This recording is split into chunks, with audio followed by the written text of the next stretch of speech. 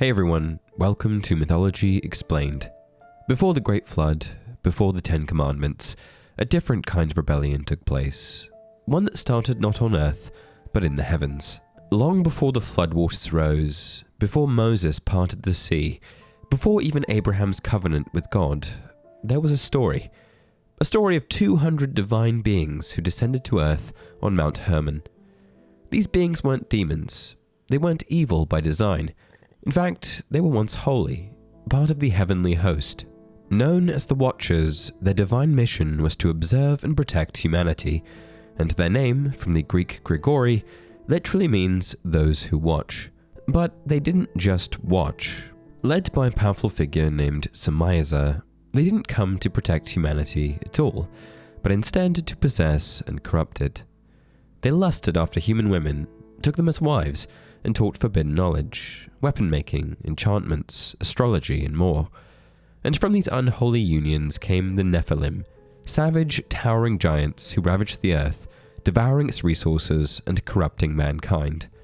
The world fell into chaos, and in response, God unleashed a terrible judgment. This is the tale told in the Book of Enoch, an ancient text banned from most versions of the Bible, but preserved in the shadows of religious tradition. But not everyone agrees. Some say the Watchers were simply royal bloodlines. Others claim the story is just metaphor.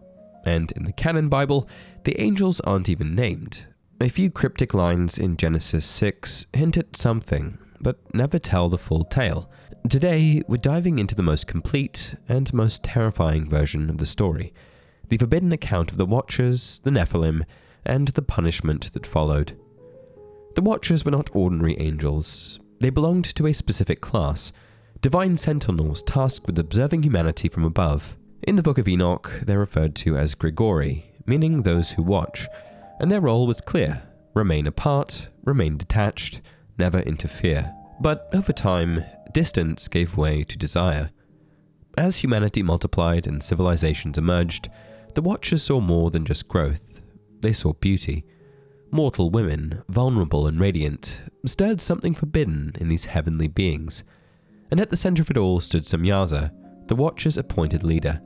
He knew the risk, he feared the punishment, but he also knew he wasn't alone in his temptation.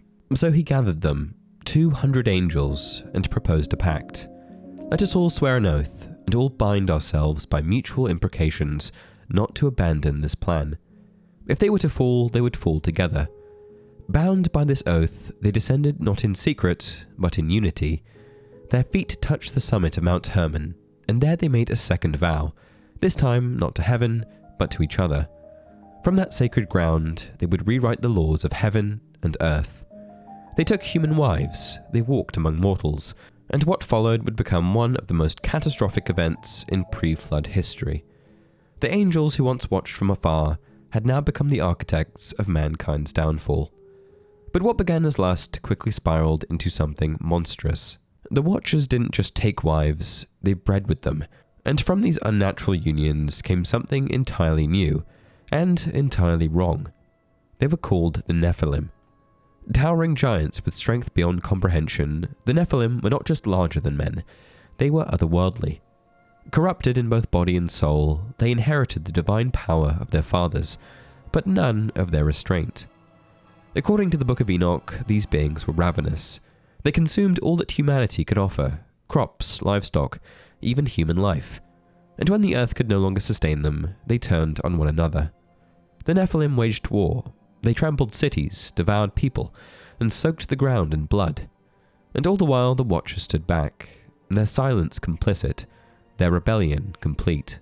But the destruction the Nephilim brought was only half the catastrophe. Because while their monstrous children tore the world apart, the Watchers corrupted it from within, not through war, but through wisdom. Of the 200 angels who descended to earth, only a handful of the Watchers are named, and they form the core leadership of the rebellion. At their head was Samyaza, the one who proposed the oath that bound them all to their fateful descent. But the most infamous among them was Azazel, who taught mankind the art of war and seduction, and was ultimately held responsible for much of humanity's corruption. And together, these fallen angels passed down knowledge that shattered the boundary between the divine and the mortal, teaching humanity secrets it was never meant to know. They taught humans how to forge weapons, mix potions, cast spells, and read the stars. It was technology and sorcery. Too much, too soon. Azazel taught men to make swords and knives, and the beautifying of the eyelids, and all kinds of costly stones. And in a single generation, Earth had gone from innocence to corruption. The line between divine and mortal had been shattered, and the consequences were about to reach the heavens. God, seeing the corruption spreading like a disease, dispatched 4 of his most powerful archangels, Michael, Raphael, Gabriel, and Uriel, and their orders were clear: cleanse the earth. Raphael was tasked with dealing with Azazel, the angel most responsible for corrupting the earth. He seized him by divine command, dragging him to a desolate wasteland, a place of isolation and burning sand. There, Azazel was bound hand and foot, buried beneath jagged rocks and left in utter darkness. According to Enoch, he will remain imprisoned there until the final judgment, when he will be cast into the eternal fire. Gabriel was sent to strike at the heart of the Nephilim. With a single command, he unleashed war among the giants themselves, turning their monstrous strength against one another. What humanity could not kill, Gabriel pitted against itself. The Nephilim tore each other limb from limb, their blood soaking the earth they once dominated. And Michael and Uriel were sent after the rest of the Watchers. They descended into the earthly realm and bound Samyaza and his co-conspirators, casting them into a prison under the hills of the earth. This abyss, described as a realm of darkness and torment, would later become known as Tartarus, a hellish void even deeper than Sheol. There they would remain, sealed away in silence until the day of judgment. And with the Watchers chained and the Nephilim slain, only one task remained: the flood. To cleanse the world, God wiped the slate clean, sparing only Noah and those with him. But the sins of the Watchers would echo long after the waters receded, because according to Enoch, the spirits of the Nephilim, corrupted and restless, didn't die. They lingered. They became something else entirely: evil spirits, what we would come to call demons. No longer bound by flesh, these spirits wandered the earth, restless, corrupted echoes of their former selves. Neither fully angel nor fully human, they were caught in a liminal state, filled with rage, hunger, and hatred for the living. The Book of Enoch calls them evil spirits, and says they would plague mankind until the end of days. They became the first demons, the root of countless legends that would echo through time.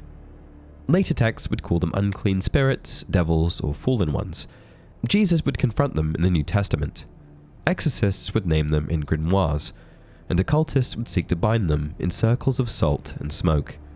But according to Enoch, it all began here, with the Watchers, the Nephilim, and the great betrayal on Mount Hermon. And that's it for this video. Let me know down in the comment section below what you want me to cover next. Until next time, remember, the Watchers fell from heaven, and what they left behind still walks among us.